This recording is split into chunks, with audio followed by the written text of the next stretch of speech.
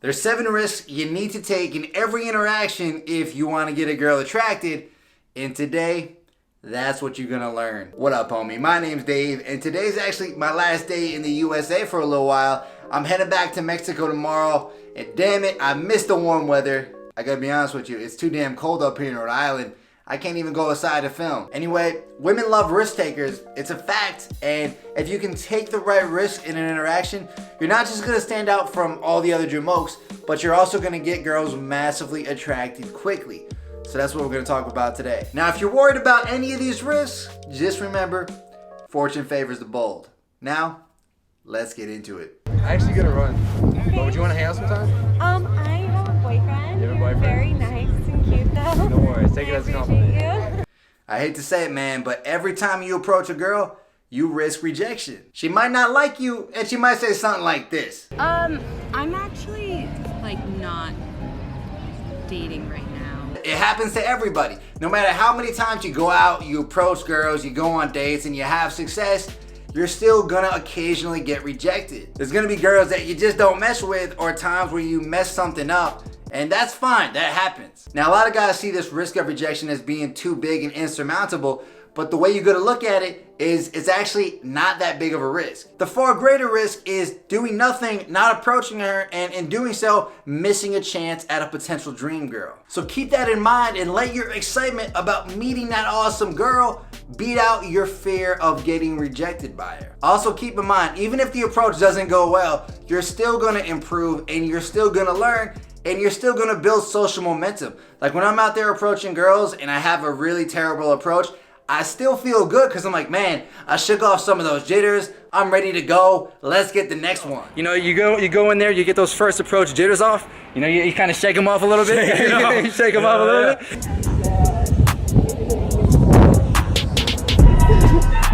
Did you like it so far? Yeah. Yeah? I love it. Oh, that's great. So chances are you're coming back? I don't know. So a big risk that a lot of guys are acutely aware of when they go and approach a girl, especially in public, is the risk of getting judged by the people immediately around them. So a lot of times they'll shy away from these approaches on like the subway or on busy sidewalks or even in like a busy nightclub when they're in earshot of other people. But here's the thing you gotta realize, man. Women like dudes with balls. So when you go up and approach in these tougher situations, you show her that, hey, you're a little bit of a risk taker, you're a bold guy, and you're gonna go for what you want.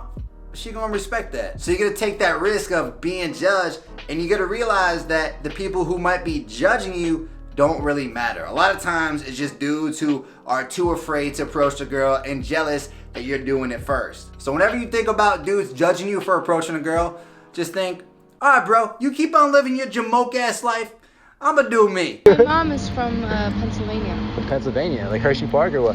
She's literally from Hersheytown. Are you serious? I'm not. That was my favorite vacation when I was a kid. So you've been to I've been to Hershey Park. I've had those chocolate bars. You know how it is. My whole family works at Hershey. For real? Yeah, we had season. So you're just like a chocolate kid. You've just been raised on sugar.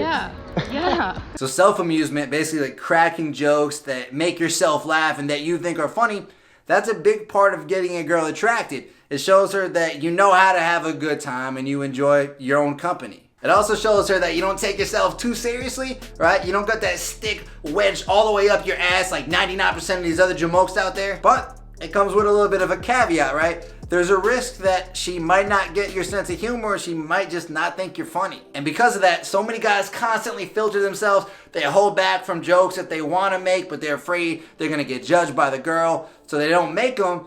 Then they end up having these super monotone, boring interactions because they're afraid to show the girl who they really are. But you gotta take that risk. You gotta be self-amused and just kind of see what happens. Bro, I've made a ton of ridiculous jokes to girls, and sometimes, well, a lot of times the girls like it, sometimes they don't. And with the girls who don't, I know, hey, I'm probably not gonna get along with her that well anyway, so it's fine that she didn't vibe with that. Like, I used to make all types of ridiculous jokes when I first started speaking Spanish.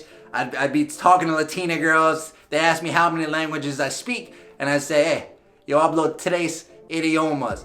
Inglés, Español, y el idioma del amor. Every time I drop that last line in there, I'd start cracking up. They'd start cracking up. We'd all be laughing, and it'd be a great time. But if the girl didn't like it, I knew right away, like, she ain't my type of girl. So yeah, there's some risk there, but not as much as you might think, because if she doesn't like your sense of humor, y'all probably shouldn't even be talking.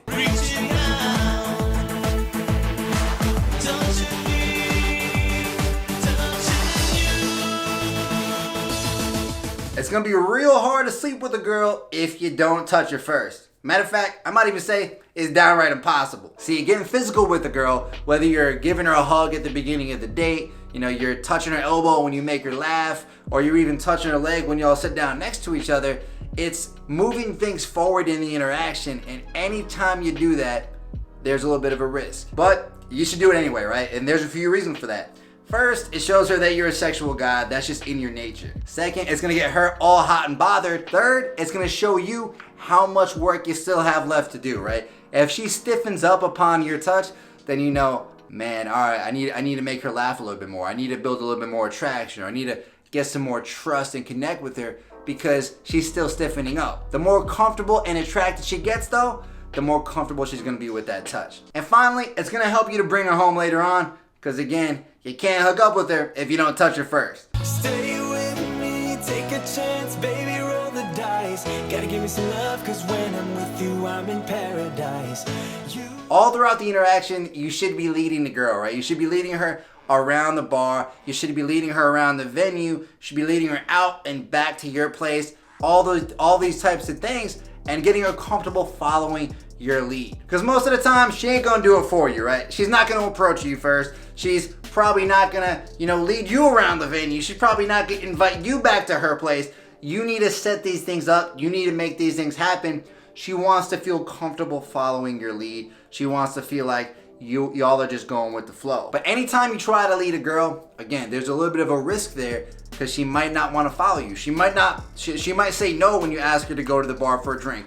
Or she might say no when you see if she wants to go to the dance floor. And if that happens, the interaction could stall out. But you should do it anyway, because if you just stay in the same place with a girl the whole time, it's for sure gonna stall out eventually, and you definitely are gonna lose your chance. And if she's not willing to follow your lead after laying that Mac down, you should probably go talk to another girl anyway. Bring the beat, bring the trees, bring the cheese, put the lights up, 'tis the season. Need no French toast, no Ebenezer.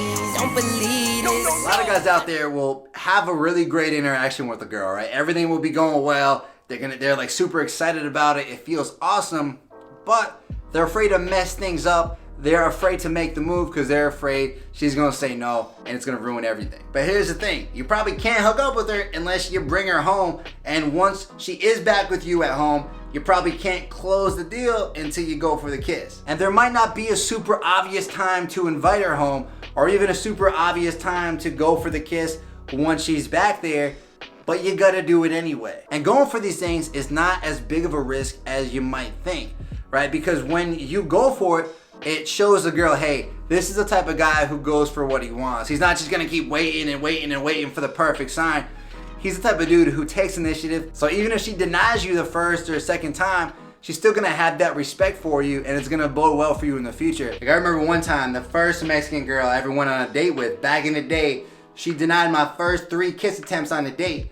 And I could have given up there, but I went for it a 4th time, made it happen. Then I ended up dating her for like 3 or 4 months. So yeah, just because she denies you once or twice does not mean the game's over. Just make sure if you do go in for it again, be respectful about it, be aware of her boundaries, and make sure, she's not feeling uncomfortable. We are heroes tonight. We will fly above the sky. We are heroes. There's a famous quote out there. I think they talked about it in one of my favorite movies, Coach Carter, back in the day. Basically, it's your deepest fear is not that you're inadequate, but it's that you're powerful beyond measure. It sounds silly, but a lot of guys have this fear when it comes to talking to women, and there's a big risk there too. Because what happens if you go out, approach the girl that you think is really sexy, you have a great conversation with her, and you even bring her home and close the deal? What happens then? Well, then you realize, oh shit, like I can actually make this happen.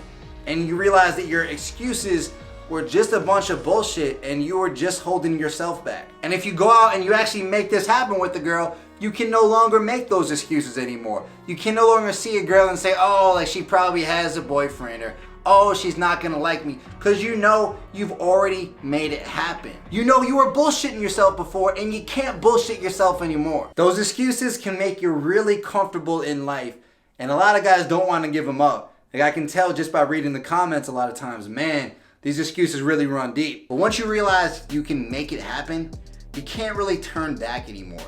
You pretty much have to go for your full potential with women because you know it's possible, and it's gonna be so damn painful to not go for it at that point. So yeah, you risk becoming a dude who knows how to talk to girls, who can go out there and make it happen, and who isn't willing to listen to his excuses anymore. And hey, that might be the biggest risk of all. Now, bro, if you want to watch me go out there and take some risks with girls, check out this playlist right here. It's going to show you me going out, approaching girls, and breaking it down for you. Let's keep it going. I'll see you right there, homie. And I'll see you back in Mexico in the next video. Peace.